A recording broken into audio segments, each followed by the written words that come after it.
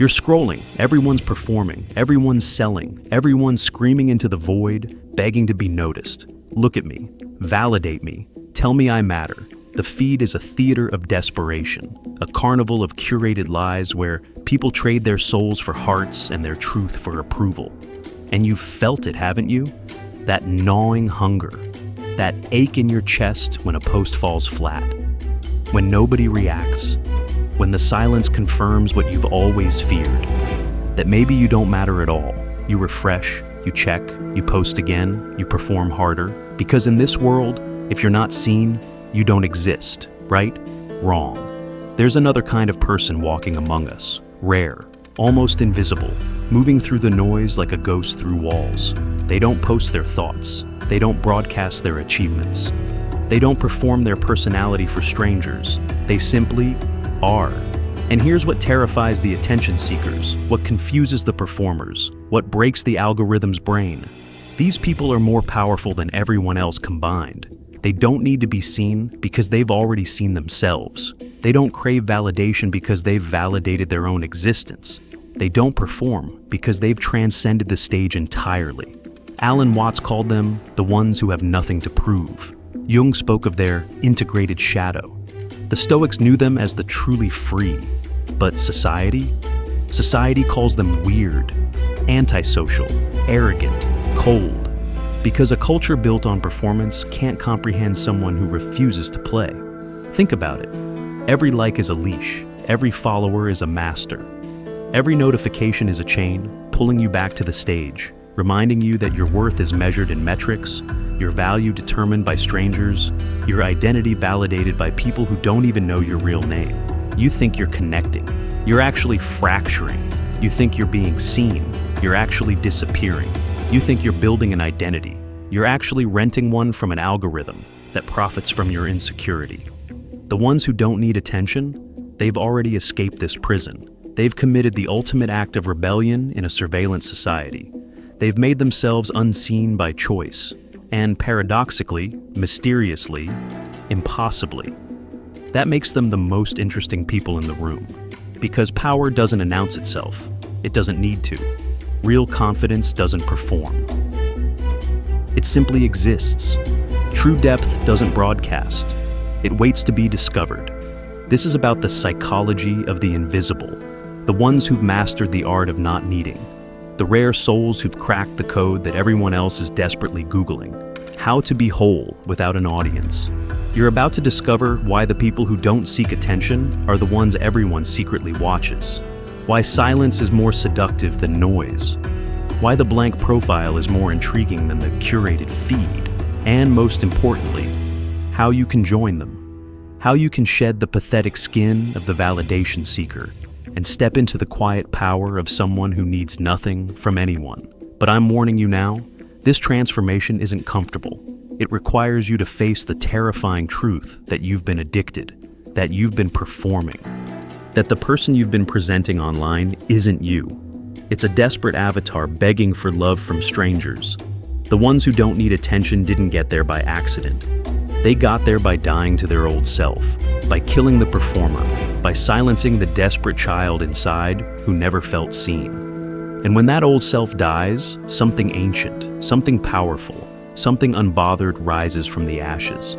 This is the psychology of the unseen, the manifesto of the ones who don't need you to notice them. And by the end of this, you'll understand why they are the only truly free people left.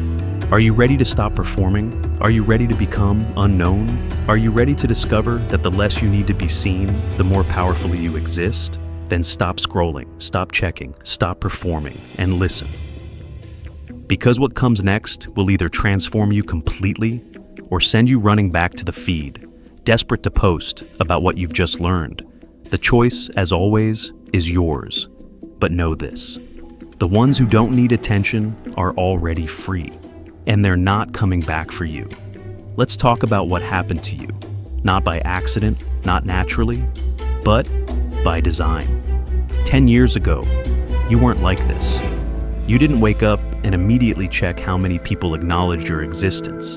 You didn't measure your day's worth by notifications. You didn't feel that sick, hollow drop in your stomach when a post got ignored.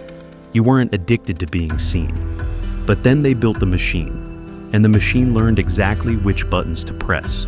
Social media didn't just give you a platform, it rewired your brain. It hijacked the most primitive parts of your psychology and turned them into profit centers. Every like, a hit of dopamine, the same chemical that fires when you eat, have sex, or survive danger. Your brain literally cannot tell the difference between social validation and biological survival. Think about that. Your nervous system genuinely believes that getting attention online is as critical as finding food or avoiding predators. The algorithm knows this. It's designed around this. It feeds you just enough validation to keep you hungry, but never enough to feel satisfied. You're a rat pressing a lever, and you don't even know you're in the cage. Neuroscientists call it variable ratio reinforcement, the most addictive reward pattern ever discovered. Slot machines use it, drug dealers use it, and now your phone uses it. Sometimes you post and get flooded with responses. Sometimes you get nothing. You never know which it'll be. So you keep posting, keep checking, keep performing. Because maybe this time, maybe this post, maybe if you just try harder, reveal more, perform better, then you'll finally get the validation you crave. But here's the trap, you never will. Because the hunger isn't for likes. It's deeper than that.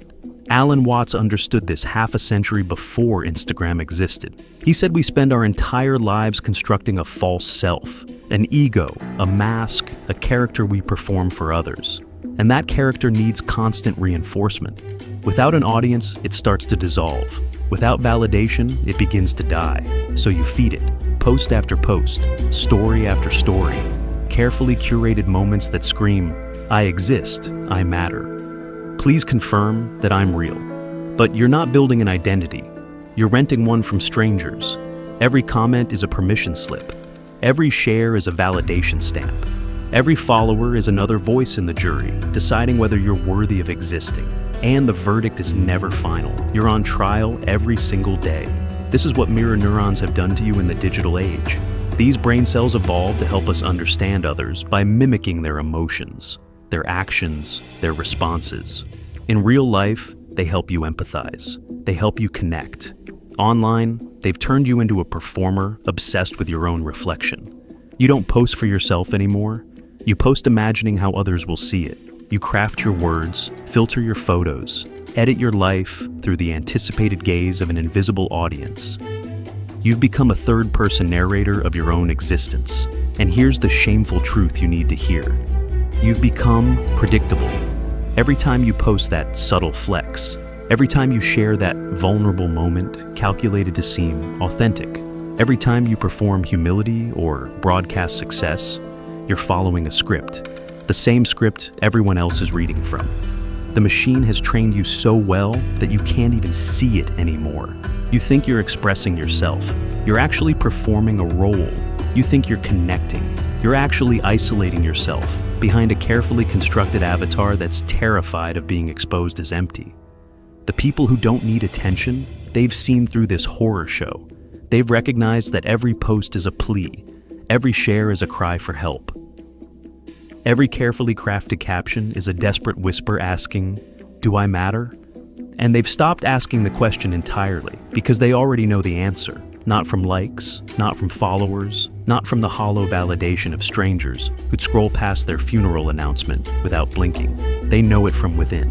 And until you do too, you'll keep feeding the machine, keep pressing the lever, keep starving in a buffet of empty calories. The hunger for eyes is not natural, it's manufactured, and you've been consuming the product while thinking you were the customer. You're not, you're the product. And the ones who don't need attention, they've already walked out of the store. Here's what you don't understand yet. The person who doesn't need attention isn't powerless. They're the most dangerous person in the room. Because while everyone else is performing, broadcasting, revealing, they're watching. While you're busy being seen, they're busy seeing everything. Silence isn't absence. It's presence in its purest form. The moment you stop needing to be noticed, you become unreadable, unpredictable, untouchable. And in a world where everyone's an open book, desperately begging to be read, the closed book becomes infinitely more valuable.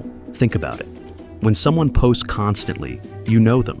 You know their patterns, their insecurities, their triggers. You know what makes them hungry for validation and exactly how to manipulate that hunger. They've given you the map to their psychology. But the silent one, the one who never performs, you don't know what they're thinking. You don't know what they want. You don't know if they're judging you, ignoring you, or operating on a completely different plane of existence. That uncertainty is power. Carl Jung spent his life studying this phenomenon. He called it shadow integration, the process of mastering your darkest impulses rather than suppressing or feeding them.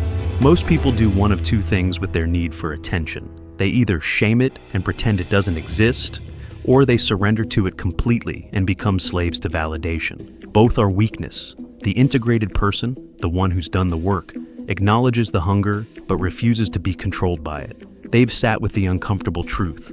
Yes, part of me wants to be seen. Part of me craves recognition. Part of me is still that child begging for approval. But I am not that part. I am the awareness that watches it, the consciousness that contains it. The master, not the slave. This is why Tibetan monks spend years in silent meditation. Not to escape the world, but to master themselves within it. They're not running from attention. They've transcended the need for it entirely. And what happens when you transcend a need? It loses all power over you. Look at the great strategists throughout history. Miyamoto, Musashi, Sun Tzu, Talleyrand. These weren't loud men. They didn't broadcast their plans. They didn't perform their power. They moved in silence and let their results speak. Musashi wrote in the Book of Five Rings. The warrior who appears most dangerous is not the one shouting before battle. It's the one watching quietly, calculating every move. Silence is strategic. When you're silent, people project onto you. They fill the void with their own fears, assumptions, desires. They make you into whatever they need you to be, and you remain undefined, unlimited, impossible to pin down or predict. Even in the modern world, the most powerful people have mastered this art. Look at the CEOs who never tweet, the billionaires with no social media presence, the artists who create masterpieces and then disappear. They understand something the attention seekers will never grasp. Visibility is not power. Influence is power. And you can't have true influence when everyone knows exactly how to manipulate you. Alan Watts said it perfectly. Muddy water, let stand, becomes clear. When you stop agitating your life with constant performance, constant broadcasting, constant need, clarity emerges. You start to see yourself as you actually are, not as you've been performing to be. And that self, that authentic ombo, unperformed self, it doesn't need an audience. It doesn't crave validation. It simply exists with such quiet authority that people are drawn to it without understanding why. This is the magnetism of the unbothered, the gravitational pull of someone who has nothing to prove. You want to know why certain people command a room without speaking? Why some individuals carry weight that has nothing to do with status or appearance? Because they're complete within themselves. They're not leaking energy trying to convince you of anything. They're not fishing for validation. They're not performing a role. They're just there, fully, presently, powerfully. And your nervous system recognizes it immediately. Because on some primal level, you know, this person cannot be controlled through social pressure, cannot be manipulated through approval or rejection, cannot be predicted or read or used. They're free. And freedom is the most attractive force in human psychology. This is what you're aspiring to. Not invisibility, not antisocial isolation, but the kind of centered, silent power that makes you a mystery rather than a known quantity. The kind of presence that doesn't need to announce itself. The kind of strength that speaks through silence louder than others speak through megaphones. Stop trying to be seen. Start trying to be unmoved by whether you're seen or not. That's where the real power lives. In the calm eye of the storm, while everyone else is being thrown around by their need for attention. Unreadable, unpredictable, untouchable. That's not weakness, that's mastery. Let me tell you something brutal. Every time you seek validation, you hand over your power to someone else. Every post begging for likes, every story fishing for reactions, every carefully crafted moment designed to impress. You're not building yourself up, you're auctioning yourself off, piece by piece, post by post, until there's nothing left that belongs to you. Machiavelli understood this 5 centuries ago. He wrote, He who depends on the applause of others has already been conquered by them. Read that again. Conquered. Not influenced, not affected. Conquered. Because when your happiness depends on external validation, you've become a slave with a million masters. Every follower is someone who can hurt you by unfollowing. Every liker is someone who can wound you by scrolling past. Every commenter is someone who holds a piece of your peace in their hands. And they don't even care. They'll validate you today and forget you exist tomorrow. They'll hype you up one moment and tear you down the next. And you'll rise and fall with their whims like a puppet dangling from strings you can't even see. This is the invisible cage. You think you're free because you can post whatever you want. But you can't, can you? You can't post the unflattering truth. You can't share the ugly moment. You can't be authentically messy or uncertain or lost. Because the audience demands a character, a performance, a highlight reel, so you give it to them. And every time you do, you betray yourself a little more. Schopenhauer saw this weakness everywhere. He said most people are hollow shells, living entirely for the approval of others because they have no internal self to fall back on. They're empty theaters waiting for an audience to tell them what play to perform. Without external validation, they collapse. Without recognition, they cease to exist in their own minds. Are you one of them? Be honest. When was the last time you did something meaningful without documenting it, without sharing it, without turning it into content for consumption? When was the last time you felt genuinely satisfied with yourself without needing someone else to confirm it? If you can't remember, you're already owned. Your peace belongs to the crowd. Your confidence is leased from strangers. Your self-worth is subject to the approval of people who'd replace you with the next interesting thing in a heartbeat. This is psychological slavery dressed up as connection. And the worst part? You defend it. You call it building community. You call it sharing your journey. You call it authentic expression. But strip away the justifications and look at the raw mechanism. You're trading pieces of your soul for digital crumbs of validation, and you're starving in the process. Because external validation is a drug that requires ever-increasing doses. The high gets shorter, the need gets stronger, the dependency gets deeper. You needed 10 likes to feel good. Now you need 100, soon you'll need 1,000, and it will never ever be enough. Because you're trying to fill an internal void with external approval.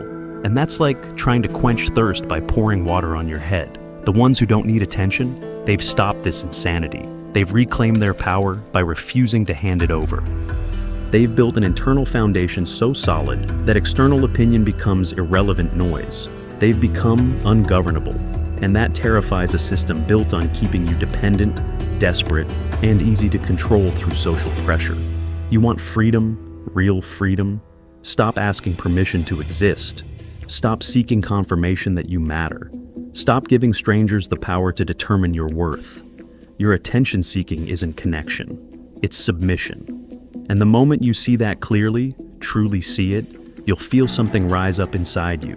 Disgust, anger, rebellion, good. Use it. Because that's the fuel you need to break free. Now, we get to the work. Because understanding the cage isn't the same as escaping it. You know now that attention-seeking is weakness. You've felt the disgust. You've seen the mechanism. But can you actually stop? Can you go a day without posting? A week? A month? Can you sit with the uncomfortable silence of not being seen and not spiral into anxiety about being forgotten? This is the discipline, and it's harder than anything you've done before, because you're not just changing a habit, you're rewiring your identity. Start here. Digital silence. Not forever. Not as punishment, but as practice. Delete the apps for a week. Don't announce it. Don't make a post about taking a break. Just disappear. And watch what happens inside you. The first day, you'll feel relief. The second day, panic. The third day, an almost physical itch to check, to post, to perform. That itch, that's the addiction revealing itself. Sit with it. Watch it. Don't feed it. This is what the Stoics called restraint. The ability to observe your impulses without surrendering to them. Marcus Aurelius wrote, "You have power over your mind, not outside events. Realize this, and you will find strength." Your need for attention is just another impulse, another craving, another wave passing through consciousness. You are not the wave. you are the ocean. When you can watch the need arise and not act on it, that's when you start to master yourself. Next, post rarely, and when you do, post without need. There's a difference between sharing something because it's genuinely valuable and posting because you need validation. The person who posts once a month with something profound is more powerful than the person who posts 10 times a day with noise. Why? Because scarcity creates value. Mystery creates intrigue. Silence makes your words carry weight. Think like a chess player. Every move you make reveals information. Every post shows your hand. Every story gives away your position. The Grandmaster reveals nothing until the decisive moment. And when they move, it changes everything. Strategic invisibility isn't about hiding. It's about control. You choose what to reveal and when. You don't leak energy constantly. You conserve it, focus it, and deploy it with precision. In conversation, this means speaking less, observing more. Let others fill the silence with their insecurities, their needs, their reveals. While they're talking, you're learning. While they're performing, you're understanding. While they're seeking approval, you're calculating. This is how you become unreadable, how you maintain the upper hand, how you command respect without demanding it. Carl Jung called this process individuation, becoming so integrated within yourself that you no longer need external validation to know who you are. The individuated person has done the deep work. They've faced their shadow. They've integrated their darkness. They've built an internal structure so solid that external opinion becomes weather, noticeable but not determinative. And here's the paradox Jung understood. Only when you stop seeking to be seen do you become truly visible, because you're no longer performing a character. You're no longer hiding behind a mask. You're no longer desperate for approval. You're just real, authentic, whole. And that authenticity, that rare, unbothered realness, draws people to you like gravity. Not because you're trying to be interesting, but because you're no longer trying at all. This is the transformation available to you right now, from performer to presence, from desperate to detached, from slave to sovereign. But it requires discipline. The discipline to be unseen when every instinct screams to be noticed. The discipline to stay silent when you're burning to speak. The discipline to build yourself internally while the world rewards external performance. This isn't easy. If it were, everyone would do it, but everyone isn't doing it. They're all still performing, still desperate, still enslaved to the eyes of strangers. You can be different. You can reclaim your power one silent day at a time. You can become the mystery in a world of open books. You can master the discipline of being unseen. And when you do, when you've truly internalized this power, you'll look back at your old self with something between pity and horror, that desperate creature constantly performing for scraps of validation. That's not who you are anymore. You're the one who needs nothing from anyone, and that makes you unstoppable. Here's what nobody tells you. The life you're performing isn't your life. It's a simulation designed to impress people you don't even like. And while you're busy curating it for the audience, your actual life is passing you by. Think about the last beautiful moment you experienced. Did you live it? Or did you document it for consumption? How many sunsets have you watched through a screen? How many conversations have you half listened to because you were thinking about what to post? You're not living, you're producing. And production kills presence. Alan Watts said, "Life is a game that's only fun when you stop trying to win." But you've turned life into a competition for validation. Every moment is content. Every feeling is monetized for likes. You've become a factory, not a human being. But here's what happens when you stop performing. You start noticing things. The way light moves, the texture of silence, the depth of real conversation. You start creating for yourself, not for validation. Your creativity stops being performative and starts being real. Because real creativity comes from deep focus, not from seeking approval. Every artist who created something that mattered did it in obscurity, not broadcasting every step. They disappeared into the work, but you can't even start a project without announcing it. Can't make progress without documenting it. So nothing goes deep, nothing becomes real. This is what the attention economy stole from you. The ability to focus deeply without validation. And with that focus goes everything meaningful. Peace, creativity, presence. But when you stop, truly stop, something extraordinary happens. Your worth stops fluctuating with metrics. Your peace stops depending on notifications. You become solid, grounded, real. Not because anyone confirmed it, but because you experienced yourself without performance. This is the liberation. Alan Watts was right. Life becomes play again when you stop trying to win at it. You can't play when you're performing. You can't be present when you're producing. The ones who don't need attention discovered something. Your worth exists even when no one's watching. Your life has meaning even when it's not documented. This is freedom. Stop living for the audience. Start living for yourself. Stop asking, how does this look? And start asking, how does this feel? Stop performing existence. Start experiencing it. Because on the other side of performance addiction is something you barely remember. Actual life, unfiltered, unperfected, undocumented, and infinitely more real than anything you've ever posted. So here we are, the choice. Go back to the feed, the performance, the hunger, or become an unseen force. You are not your performance. You are not your metrics. You are the awareness behind all of that. And when you embody that truth, when you stop deriving worth from validation, you become something rare. While they're performing, you're observing. While they're seeking, you've found. You've become ungovernable. You move with quiet authority, not announcing, not proving, just being. And here's the paradox. You stop chasing attention, and attention starts chasing you. People sense something different about you. You're not desperate.